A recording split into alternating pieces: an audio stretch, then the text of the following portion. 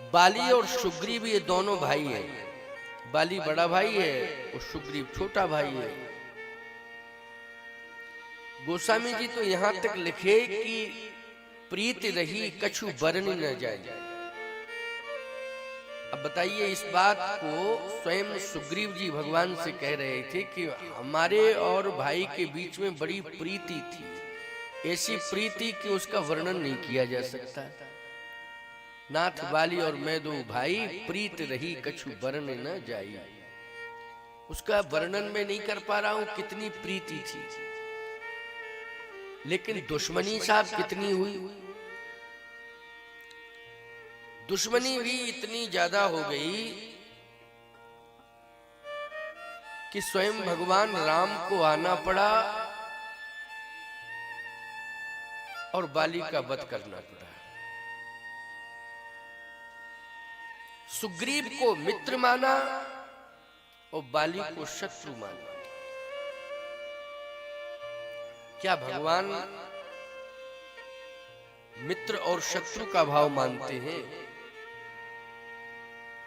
देखो, एक बात आपको बताएं, प्रार्थना भी हम लोग करते हैं, तुमेव माता च पिता तुमेव बंधुश्च सखा तुमेव। हम भगवान को सखा भी मानते हैं, माता पिता बंधु सखा स्वामी। भगवान के साथ हमारे बहुत रिश्ते हैं। सुग्रीव में कौन से ऐसे गुण हैं जिसके कारण भगवान ने उसे सखा बनाया है? भाई, गुण देखे होंगे तभी तो सखा बनाया। निषाद राज जी को भगवान ने सखा बनाया, तो निषाद राज जी भगवान के प्रति समर्पित हैं, तो भगवान ने निषाद राज जी को सखा बना लिया। समर्पण की पराकाष्ठा पर निषाद राज जी पहुंच गए, तो भगवान ने कहा कि नहीं, मैं तुम्हें सेवक नहीं मानूंगा और न सेवक बनाऊंगा, मैं तो सखा भाव रखूंगा, आपको मित्र के रूप में स्वीकार करता हूं। आपने विपत्ति में मेरा साथ दिया है, इसलिए आप मेरे सखा हैं। तो निषाद राज जी को भगवान ने सखा बनाया। ये श्रृंगवीरपुर का राज्य है, और यहाँ किष्किंधा में भगवान ने सुग्रीव को सखा बनाया। सखा सोच त्यागो बल मोर, यहाँ सुग्रीव जी को सखा बनाया। लेकिन निषाद राज जी में और सुग्रीव में अंतर है। क्या अंतर है? निषाद राज जी अपना संपूर्ण राज्य भगवान को समर्पित करते हैं। कहते हैं, प्रभु ये राज्य जो है आपके श्री चरणों में समर्पित है। भगवान ने कहा, समर्पित तुम भले ही करो, लेकिन मैं ले नहीं सकता हूं। भाई, मैं ले नहीं सकता हूं, समर्पित कर रही है। भाव बहुत अच्छा है, आपकी भावना बहुत अच्छी है, मैं इसका स्वागत कर रहा हूं, लेकिन मैं राज्य ले नहीं सकता हूं। राज्य की सीमा के अंदर ही, तुम्हारे नगर के अंदर नहीं प्रवेश कर सकता हूं। ये तो राज्य की सीमा है, वन अरण्य अभ्यारण्य में मैं निवास करता हूं, लेकिन तुम्हारे नगर में नहीं जाऊंगा, श्रृंगवीरपुर में। चलिए, लेकिन तुम्हारी भावना है, तुमने अपना समर्पण किया है कि राज्य आपके चरणों में समर्पण, मैं प्रसन्न हूं तुम्हारी भावना से, मैं सखा के रूप में आपको स्वीकार करता हूं। भगवान ने निषाद राज जी को हृदय से लगाया। निषाद राज जी में भगवान के प्रति समर्पण का भाव दिखाई दिया, लेकिन सुग्रीव जी में क्या दिखाई दे रहा है? आपको सुग्रीव ने भी समर्पण किया। यहां भगवान जब श्रृंगवीरपुर में पहुंचे तो निषाद राज जी दौड़े, पूरा नगर दौड़ा भगवान के स्वागत के लिए, सम्मान के लिए। भय मुक्त होकर के, किसी भी प्रकार का भय नहीं, भय मुक्त होकर के समाज दौड़ पड़ा भगवान के श्री चरणों में, अपना समर्पण किया। लेकिन सुग्रीव जी के मन में भय है।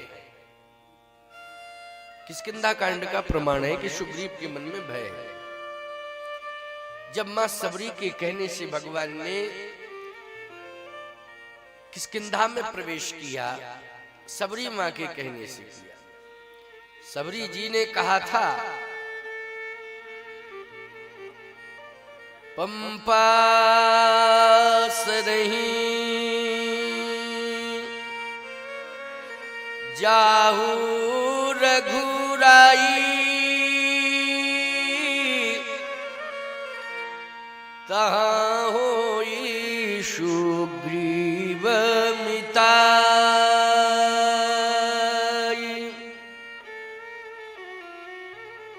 सुग्रीव रहते हैं महाराज, वहां आपकी मित्रता होगी, उनसे मित्रता जरूर करना। मुझे ऐसा लगता है कि सबरी माँ के कहने से सुग्रीव को मित्र बनाया,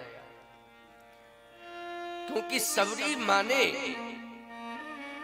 भगवान का जो सम्मान किया, भगवान के प्रति जो श्रद्धा समर्पित की, उस श्रद्धा से भगवान इतने प्रभावित हैं कि सबरी माँ के हाथ से बेर खाए, कंदमूल फल खाए। देखो, केवल बेर ही नहीं खाए, इतनी चर्चा तो लोग भावुक ढंग से कर देते हैं कि बेर, कंदमूल फल खाए, और बड़े अच्छे दिव्य कंदमूल फल सबरी माँ ने खिलाए। तो इतना स्वाद भगवान को मिला सबरी माँ के हाथों से खिलाए हुए कंदमूल फल बेर आदि में, कि भगवान अयोध्या के व्यंजनों को भूल गए। अयोध्या में तो इतने व्यंजन साहब बनते थे भगवान के लिए, कहने क्या, जहां जहां भी भगवान के भक्त हैं वो भगवान के लिए नित्य व्यंजन तैयार करते हैं। ठाकुर जी को सुंदर सुंदर व्यंजन बना करके पवाया जाए। तो ये भाव हम लोगों का रहता है, महात्माओं का और भक्तों का, आप सबका भी रहता है।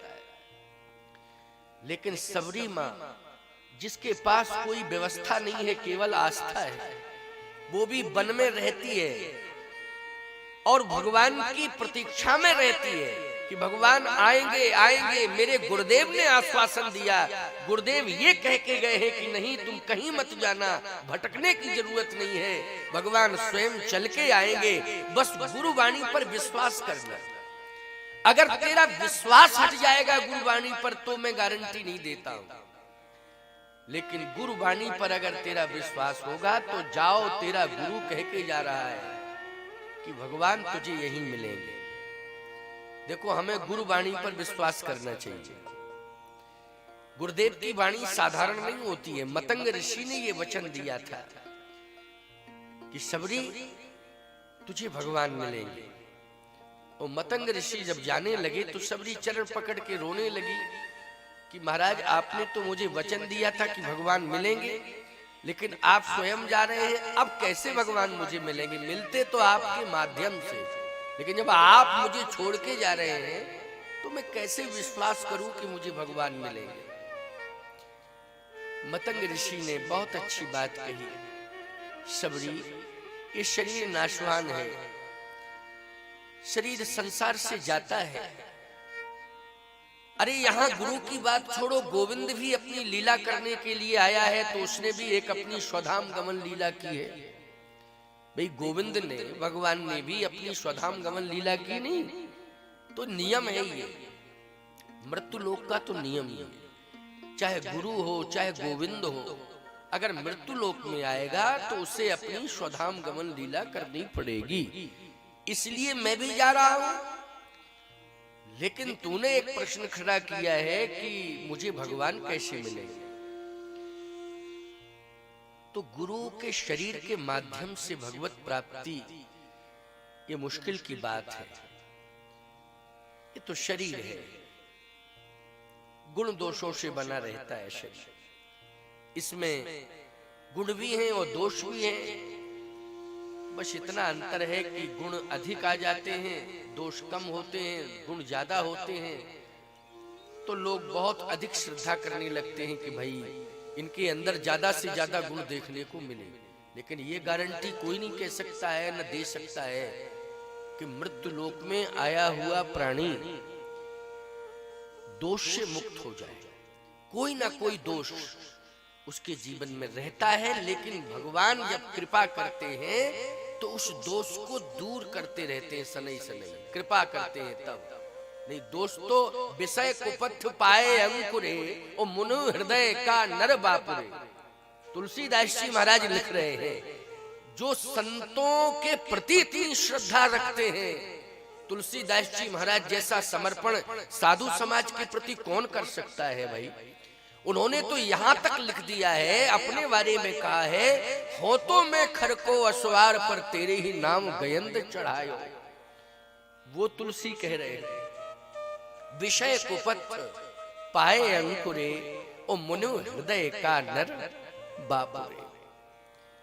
तो भैया भगवान की कृपा बनी रहे तो ये शरीर दोषों से मुक्त हो जाएगा। गुरुदेव ने कहा कि मैंने जो मंत्र दिया है उस मंत्र को तू जपती रहना, ये मंत्र तुझे भगवान से मिलाएगा, भगवान का दर्शन भी कराएगा और भगवान से मिलाएगा।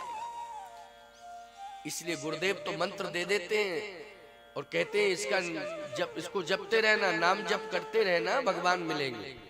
बस इतना ही कहना पर्याप्त, लेकिन नाम जप करना, जो मंत्र दिया है उसका जप करते रहना। सबरी गुरुवाणी पर जो विश्वास करता है उसे भगवान मिलते हैं। मैं तो जा रहा हूं, लेकिन मैं वचन दे के जा रहा हूं कि तू इसी आश्रम में रहना, तुझे यहीं आकर के दर्शन देंगे भगवान। आज सबरी को भगवान ने दर्शन दिया। सबरी जी ने कहा कि मैं तो जा रही हूं प्रभु, लेकिन आपको भी आगे की यात्रा करनी है। भगवान ने कहा तो मुझे यात्रा तो करनी है, लेकिन मैं कहां जाऊं? आप तो मेरे धाम जा रही हैं, लेकिन मैं कहां जाऊं? तब सबरी कह रही है, रामचरितमानस का प्रमाण है,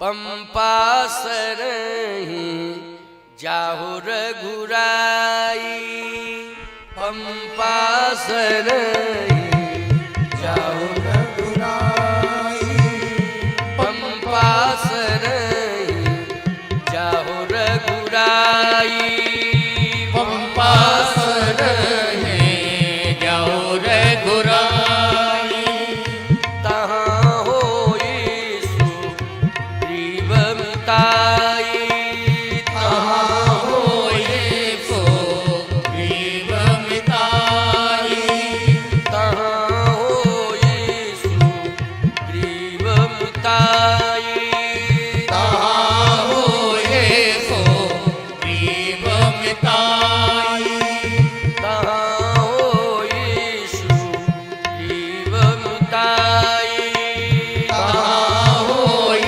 सुग्रीव मिताई। आगे चले बहुर रघुराया, आगे चले बहुर रघुराया, ऋषमुख पर्वत नियराया, ऋषमुख पर्वत नियराया, ऋषमुख पर्वत नियराया, ऋषमुख पर्वत नियराया, ऋषमुख पर्वत नियराया, ऋषमुख पर्वत नियराया। पर्वत है ये ऋषमुख, इस पर रहता कौन है? तहाँ रह सचिव सहित सुग्रीवा, सचिवों के सहित सुग्रीव। इसका मतलब है कि ये भी राजा है क्या? सचिव सहित सुग्रीवा, तहाँ रह सचिव सहित सुग्रीवा, मंत्रियों के सहित रहता है। इसका मतलब है कि ये भी राजा ही है, वानरों का राजा है। किसका राजा है? वानरों का राजा है। प्यारे, लेकिन ये पंपापुर का राज्य चाहता था। इसने सिंहासन को भी स्वीकार कर लिया था, ये सिंहासन पर बैठ भी गया था। बाली और दुंदुबी में युद्ध हुआ, तो दुंदुबी में बाली में कई बार युद्ध हुआ था, एक बार नहीं कई बार। जब भी परेशान करता था, ये राक्षस था दुंदुबी, तो ये पंपापुर में आता था और युद्ध करने की घोषणा कर देता था और बाली को ललकारता था। बाली को एक बार क्रोध आया, उसने कहा मैं इसे छोड़ूंगा नहीं, इसको निश्चित रूप से मैं मारूंगा। वो बाली पीछे पड़ गया तो ये प्राण बचाकर एक गुफा में चला गया। प्राण बचाने के लिए गुफा में गया। इसने सोचा कि बाली जो है इस गुफा के अंदर नहीं आ सकता है। दुंदुभी ने सोचा, क्यों? बाली अहंकारी है, अहंकारी व्यक्ति झुकना नहीं चाहता है और गुफा के अंदर यदि कोई जाता है तो उसे झुकना पड़ता है। क्यों? गुफा के अंदर झुकने की परंपरा है। लेकिन वो बाली तो बाली मूडी था, आज तो उसको छोड़ूंगा नहीं, चाहे कुछ भी हो जाए। वो गुफा के अंदर चला गया। सुग्रीव से कह के गया कि भैया मैं जा रहा हूं और इसको मार के ही लौटूंगा, तो मेरा इंतजार करना।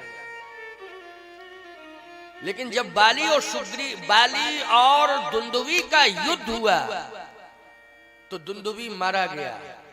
और दुंदुभी जब मारा गया तो एक रुधिरधार निकली, उस गुफा के अंदर से रुधिरधार निकली। तो सुग्रीव ने ये समझ लिया कि बाली मर गया। अच्छा एक बात बताओ भैया, जब दो लोग अंदर युद्ध कर रहे हैं तो ये क्या प्रमाण है कि दो में से कौन मरा? पहले जानकारी करना चाहिए, सही में मरा कौन है। ये क्या कंफर्म था कि बाली ही मर गया हो? लेकिन इसके मन में भ्रम हुआ और इसने बड़ी भारी चट्टान गुफा के द्वार पर लगा दी, पत्थर की। चलो रास्ता बंद कर दो। नगर में आया, पंपापुर में, और सिंहासन पर बैठ गया। नियम तो ये कहता है कि पिता के मरने, यदि राजतंत्र है तो राजतंत्र का नियम है कि पिता के मरने के बाद, राजा के मरने के बाद, राजतंत्र में राजा के मरने के बाद राजा का बेटा ही राजा होता है। क्यों? राजतंत्र का यही नियम है। राजा का बेटा क्या बनेगा? राजा। बाली का बेटा कौन है? अंगद है। यदि मान लीजिए ये भ्रम हो ही गया था कि बाली मर गया, तो एक आपात बैठक बुलानी चाहिए थी और उसमें राजतंत्र का जो नियम है उसको लागू करना चाहिए था कि भाई ठीक है, अगर बाली जो है समाप्त हो गया है तो उसका बेटा अंगद है, इसे राजा बनाना चाहिए। लेकिन अंगद का तो कहीं कोई नाम ही नहीं आया। वो स्वयं सिंहासन पर बैठ गया। और बैठ गया तो जो मंत्री वगैरह थे उन सब ने समर्थन कर दिया। अंगद गंभीर है, उसने विरोध में किसी भी प्रकार की आवाज नहीं उठाई, क्योंकि अंगद जन्म से ही भगवान का भक्त है। उसमें जन्म से ही संस्कार पड़े हुए हैं भगवान की भक्ति के।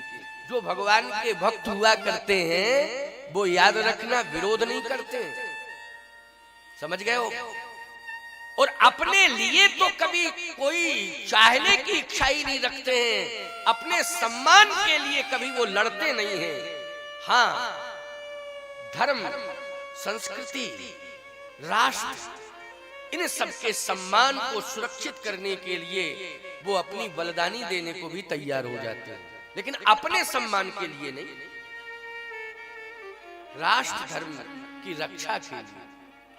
अंगद ने सोचा कि जो हो रहा है सो होने दो, ये राजा बन गया। लेकिन बाली बलवान है तो उसने अपनी ताकत से वो चट्टान जो लगी हुई थी उसको हटा दिया और क्रोध में आया। तो देखा क्या, सिंहासन पर बैठा है सुग्रीव। अच्छा, ये सिंहासन पर बैठा है, जितने मंत्री थे सब भागे भागे फिर रहे, क्योंकि भय के कारण सब भागे, कोई इधर भागा कोई उधर भागा। अरे सुग्रीव भागा, क्यों भाई? सुग्रीव भी भागा बाली को, अरे ये तो जिंदा आ गया, अब ये छोड़ेगा नहीं। और जैसे ही भागने लगा तो बाली ने पकड़ा। ऐसे कैसे भाग रहे हैं? अभी हम तुमको बताएंगे कि सिंहासन पर बैठने का मजा क्या होता है, अभी तुमको बताएंगे। ऐसी पिटाई की बाली ने, ऐसी पिटाई की सुग्रीव की कि अंत में यही बोला हाथ जोड़ के कि पिटाई तो कर दी है, प्राण छोड़ दो हमारी, बस पिटाई तो पर्याप्त हो गई, लेकिन प्राण बच जाए, बस इतना ही कर दो। भागा। मंत्री सब इधर उधर। रोमा साथ में जाने लगी तो रोमा से कहा, तू रुक, तू नहीं जाएगी साथ में, रुक। सुग्रीव की पत्नी ललकारा उसको, रुक। रुक गई वो भय के कारण। यहां भूल हो गई बाली से। अगर सुग्रीव जा रहा था तो उसकी पत्नी भी उसके साथ चली जाती, क्या दिक्कत थी? लेकिन यहां भूल हो गई, बोले रुक, तू नहीं जाएगी। तो भय के कारण वो रुक गई रोमा। सुग्रीव की पत्नी का नाम है रोमा। रुक गई। अब ये भागा। अब कल्पना करिए आप, पति पत्नी में प्रेम होता है, लेकिन प्राण बचाने के चक्कर में वो पत्नी को छोड़ के चला गया है। भाई यही बहुत है। अब पत्नी का भाग पत्नी के साथ है, जो उसके मुकद्दर में होगा सो उसे मिलेगा। मेरे प्राण बच गए, बस यही पर्याप्त है। सोचो जरा, जीवन में रक्षा करने वाला परमात्मा होता है। चाहे पत्नी का अस्तित्व हो, चाहे स्वयं पति का अस्तित्व हो, चाहे परिवार का अस्तित्व हो, सबके अस्तित्व को बचाता है परमात्मा। इसलिए सबको चाहिए सामूहिक रूप से भगवान के चरणों में समर्पित हो जाओ। अगर अस्तित्व बचाना चाहते हो तो पति, पत्नी, बच्चे, परिवार, ये सब परमात्मा के चरणों में समर्पित हो जाए। क्या होगा इससे? रक्षा होगा, अस्तित्व बचेगा। बोलो, सुग्रीव का, सुग्रीव की पत्नी का, पूरे सुग्रीव के परिवार का अस्तित्व किसने बचाया? परमात्मा ने बचाया। क्योंकि प्रमाण दे रहा है, सकल भुवन में फिरेउ बिहाला। ऐसी कोई जगह नहीं बची जहां मैं गया नहीं, लेकिन कहीं भी रहने की कोई गुंजाइश मुझे नहीं मिली। मदद वाला कोई मिला ही नहीं। साहब ने कह दिया भागो भागो, यहां से जल्दी भागो। बस बाली के विरोध में कौन आएगा भैया? बाली का विरोध कौन सहेगा? सह सकता कोई? या बाली का विरोध कोई कर सकता है? इतना बड़ा बाहुबली है कि रावण को 6 महीने तक अपनी अंडर कस्टडी में रखे रहा। 6 महीने तक। लोग कहते काख में दबाए था। अरे काख में दबाने का मतलब है अपने अंडर में किए रहा, सीधी सी बात। काख में कैसे दबाया होगा? सोता सो कैसे पाता होगा भाई? रावण क्या छोटा पूरा था कि मच्छर था क्या? अरे रावण इतना बड़ा है, काख में दबाए तो थोड़ा बहुत दबा सकता है, लेकिन दबाए रहा 6 महीने तक। लोग पता नहीं किस भाव से कह देते हैं 6 महीने तक बोले काख में दबाए रहा। अरे रावण क्या छोटा था? रावण भी तो बड़ा था। इसका मतलब है कि अपने अंडर में, अंडर कस्टडी 6 महीने तक जाने नहीं दिया लंका। और कहा अगर तू जा रहा है तो जब बुलाऊंगा तब तुझे आना पड़ेगा। बाली ने यह धमकी दे दी थी रावण। रावण बहुत डरता था बाली से। रावण यदि किसी से डरता था तो केवल बाली से डरता था, और किसी से नहीं डरता था। केवल बाली से डरता था, किसी से डरता ही नहीं था। समझ गए हो? लेकिन मैं एक बात कहता हूं, बाली भी अगर पराजित हुआ है तो भगवान से हुआ है। किससे हुआ है? भगवान से। इससे सिद्ध होता है कि भगवान से बड़ी ताकत संसार में दूसरी है। बस मानना है। हम इस मंच से विश्वास दिला रहे हैं, जो भी धर्माचारी हो, व्यास वक्ता हो, संत सदगुरु हो, वो यही उपदेश देता है कि भगवान के प्रति समर्पित हो जाओ, सब कुछ मिल जाएगा तुम्हें। धन भी मिलेगा, धर्म भी मिलेगा, यश भी मिलेगा, परम पद की भी प्राप्ति होगी। लेकिन होगी कब? जब हम भगवान के हो जाएंगे तब।